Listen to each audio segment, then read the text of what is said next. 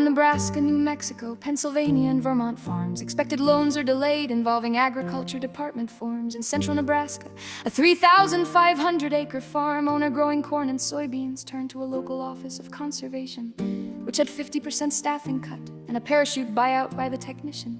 He usually worked with this led to two-county-away coordination with his family as the traveling worker surveyed other farms. The new government technician is very knowledgeable, but he is stretched very thin because if he needs a signature, the technician has to be driven or drive out to the family farm. He burns up an entire morning to get basic paperwork done.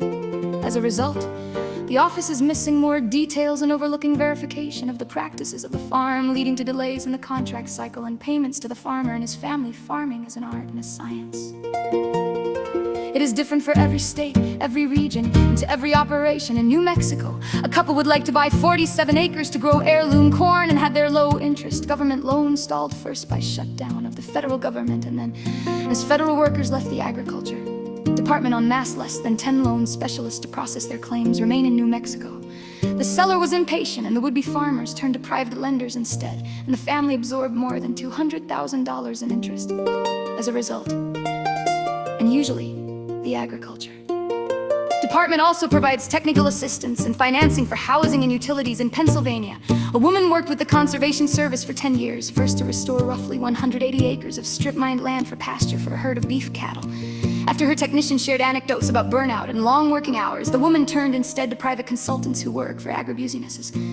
But that advice often comes at a steeper cost, like the expectation of buying certain products. The woman then installed a hydrant system supported by the Agriculture Department National Resources Conservation Service that ensures that the cattle are never far away from water, allowing them to graze in a smaller area. Staffing turnover at her local farm service agency had led to errors and inefficiencies. A new worker, hired to replace an employee who had left, asked her husband to report crop acreage, unaware that the ranch did not grow crops at all.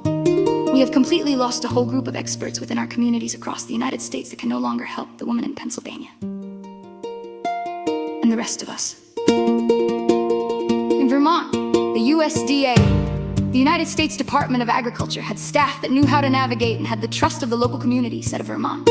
United States Senator, it was working well and was cost efficient. More than 20,000 workers out of more than 110,000 left in the first half of 2025. The Farm Service Agency has no staff left in dozens of counties across the country, forcing farmers to travel long distances for assistance, or to simply give up among divisions that directly work with farmers and aid rural residents. The percentage of departures is even higher. The Agriculture Department is moving more than half of its staff in the Washington, D.C. region out of the capital of our nation. Unions and farm organizations have mounted a legal challenge to that plan. The presidential budget for the next fiscal year proposes a nearly $5 billion cut to the Agriculture Department, essentially eliminating programs for beginning farmers, conservation, and rural aid. Some of the steepest cuts have fallen on a part of the Agriculture Department responsible for improving the economy and infrastructure in rural communities, leading to delays in aid for charities and residents.